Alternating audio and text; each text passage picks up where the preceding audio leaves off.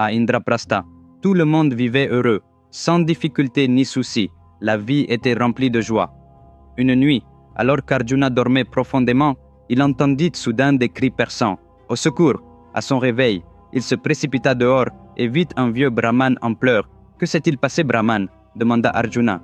Le vieil homme répondit. Des voleurs sont entrés chez moi. Ils volent mes vaches et mes veaux, des animaux que j'ai élevés et soignés pendant de nombreuses années comme s'ils étaient de ma famille. Ils les emmènent par le chemin de la forêt. Tu dois les sauver, Arjuna. Immédiatement, Arjuna déclara. Des voleurs dans mon royaume? Je vais les punir tout de suite. Et il courut au fort pour prendre ses armes. C'est alors qu'il se souvint. Les armes étaient conservées dans une pièce accessible uniquement en passant par la chambre privée de Dharmaraja. Selon les conseils de Narada, Draupadi ne serait l'épouse que d'un seul frère Pandava par an, à commencer par Dharmaraja la première année. Au cours de cette année, si l'un des 4 autres frères s'approchait de la chambre privée de Dharmaraja, il serait envoyé en pèlerinage pendant 1 an.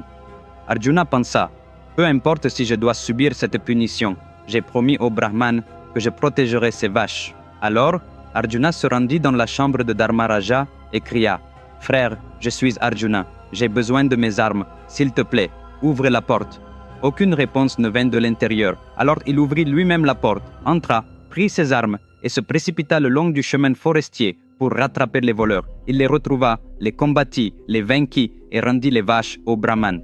Le lendemain, Arjuna informa Dharmaraja de tout ce qui s'était passé et dit « Je dois maintenant partir en pèlerinage. » Dharmaraja objecta. « Ce que tu as fait était juste et bon. Il n'y a rien de mal à cela. Tu n'as pas besoin de partir. » Mais Arjuna insista. « J'ai donné ma parole et je dois la tenir.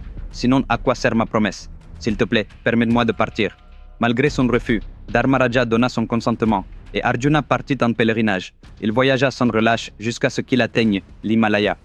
Il s'arrêta à l'endroit où la rivière Ganga prend sa source et y accomplit des pénitences tous les jours. Un matin, alors qu'il se baignait dans la rivière pour se préparer à sa méditation, une force mystérieuse l'attira dans l'eau. Arjuna perdit connaissance. Lorsqu'il se réveilla le lendemain, il vit, juste devant ses yeux, une jeune femme d'une beauté saisissante. Elle s'appelait Uluchi, fille du roi Nagaka-Auravya du royaume des Nagas. « Ô vaillant, accepte-moi, je t'en prie », supplia-t-elle. Arjuna lui parla de Draupadi et dit « C'est impossible. » Mais Uluchi le convainquit. Ils passèrent plusieurs mois heureux ensemble là-bas. Puis, quand le moment vint pour Arjuna de partir, il dit au revoir et partit, laissant Uluchi derrière lui. Poursuivant son pèlerinage, Arjuna arriva finalement à Manalur. Le roi de l'endroit était Chitrasena, appelé ici Chitrasingh, et il avait une fille nommée Chitrangada. À cette époque, Arjuna, avec sa longue barbe et sa moustache, était déguisé en ascète. Le roi Chitrasena l'accueillit dans son fort. En voyant Arjuna, Chitrangada tomba amoureuse. Réalisant qu'il était bien Arjuna, sa joie ne connut plus de limite.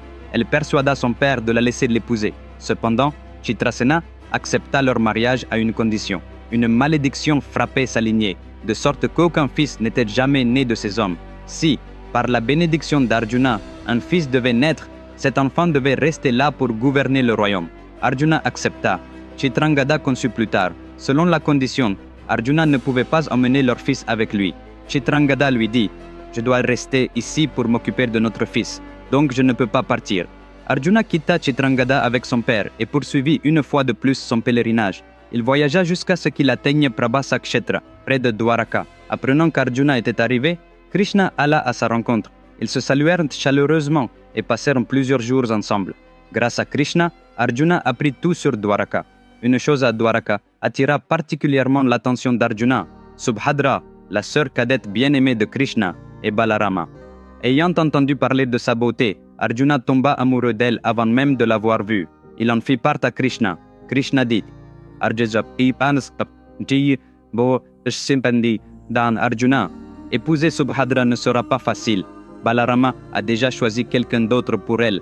Mais puisque tu es amoureux d'elle, et si elle ressent la même chose pour toi, je prendrai la responsabilité de faire en sorte que le mariage ait lieu. Demain, nous irons à Dwaraka, et là, je fixerai le moment propice pour ton mariage, promit Krishna à Arjuna. Mes amis, pouvez-vous croire qu'une seule histoire, la plus intéressante qui soit, puisse changer toute la vie d'une personne? Si vous lisez cette histoire à voix haute à vos enfants, pouvez-vous croire qu'elle leur enseignera les valeurs dont ils ont besoin dans la vie. Et pour tout problème que vous rencontrez maintenant ou à l'avenir, pouvez-vous croire que la solution se trouve en lisant une seule histoire? Oui, c'est possible. Seulement avec la plus grande épopée jamais racontée dans l'histoire de l'humanité, le Mahabharata. Cette histoire est 100 fois plus extraordinaire que n'importe quel film à succès. C'est un défi. Pour reprendre les mots de Vikramaditya, le Mahabharata complet, écrit en 2 volumes, est disponible à la fois sous forme de livre physique et d'e-book sur Amazon et 43 autres boutiques en ligne. Il est également disponible dans le monde entier en 54 langues. J'ai fourni les liens dans la description de la vidéo ci-dessous. Commandez-le sans plus attendre, parce que ce n'est pas seulement un livre, c'est une bibliothèque de sagesse pour toute votre vie. Krishna amena Arjuna à Dwaraka. Comme la barbe et la moustache d'Arjuna étaient devenues longues, tout le monde, y compris Balarama, le prit pour un moine errant. Balarama demanda à Subhadra de servir Arjuna, pensant que recevoir les bénédictions de cet ascète assurerait son bien-être. Mais après quelques jours, ils découvrirent que cet ascète était en fait Arjuna. Subhadra elle-même tomba amoureuse de lui. Arjuna s'approcha alors de Krishna et dit « Subhadra m'aime aussi. Tu as promis d'organiser notre mariage si elle ressentait la même chose. Maintenant que nous sommes tous les deux amoureux, montre-moi comment l'épouser. » Krishna répondit « Balarama n'acceptera jamais votre mariage. Quoi qu'il en soit, il aura lieu. Mon plan est très simple, Arjuna. Tout comme j'ai enlevé Rukmini, tu dois enlever Subhadra. » Arjuna demanda « Est-ce que juste, Krishna ?» Krishna dit « En amour comme à la guerre, tout est permis, c'est le dharma à sa manière. N'hésite pas, suis-moi. » Ainsi, le lendemain, lors d'un festival à Dwaraka, Arjuna amena Subhadra en secret. À ce moment-là, exactement 1 an s'était écoulé depuis qu'il avait quitté Indraprastha. Arjuna et Subhadra retournèrent directement à Indraprastha. Tout le monde était ravi de les voir. Tout le monde sauf Draupadi. Lorsque Arjuna alla saluer Draupadi, elle se détourna avec colère en voyant Subhadra. Arjuna dit à Subhadra « J'ai agi ainsi sans la permission de Draupadi. À partir d'aujourd'hui, tu devras servir Draupadi comme une servante jusqu'à ce qu'elle nous accepte. Ce n'est qu'une fois qu'elle aura donné son accord que nous vivrons ensemble. » Bon, sans hésiter un instant, Subhadra accepta. À partir de ce jour, Subhadra, qui était pratiquement une princesse à Dwaraka, servit humblement Draupadi de toutes les manières possibles, sans la moindre trace d'orgueil, tout cela pour le bien d'Arjuna.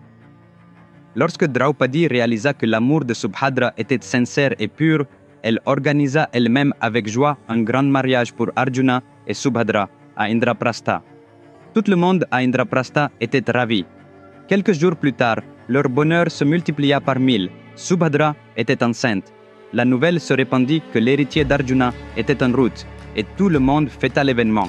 Chaque soir, Arjuna emmenait Subhadra se promener dans les jardins et partageait avec elle des anecdotes de sa vie, les événements qu'il avait vécus, les batailles qu'il avait menées et les compétences qu'il avait acquises. Une nuit, Subhadra, incapable de dormir, dit à Arjuna « Parle-moi de quelque chose ».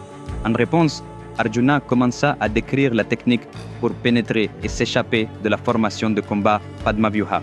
Au bout d'un moment, Subhadra s'assoupit, mais Arjuna ne s'en aperçut pas et continua à expliquer comment entrer dans le Padmavyuha. Bien que Subhadra dormait, quelqu'un d'autre écoutait toujours, nul autre que l'enfant dans son ventre. Abhimanyu, mes amis, le prochain épisode fait passer l'histoire à un tout autre niveau. Ne le manquez pas. Nous nous retrouverons samedi prochain à la même heure.